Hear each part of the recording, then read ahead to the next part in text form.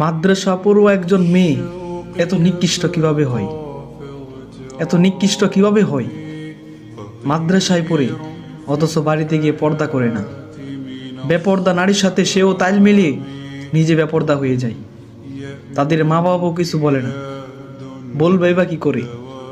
তারা তো মেয়েকে আলেমা বানাবার জন্য মাদ্রাসায় পড়ায় না। মাদ্রাসায় পড়াই পাত্রপক্ষ যখন মেয়েকে দেখার জন্য আসবে, পাত্রপক্ষকে যাতে বলতে পারে মেয়ে মাদ্রাসায় পড়ে, এই কারণে মাদ্রাসায় পড়ায়। আর মেয়েও কত স্বার্থপর, সে নবীর আলেমা কুরআন হাদিস বুঝার জন্য সে মাদ্রাসায় পড়ে না, সে কেবল নামের জন্যই মাদ্রাসায় পড়ে। আফসুস তোমাদের প্রতি, আফসুস।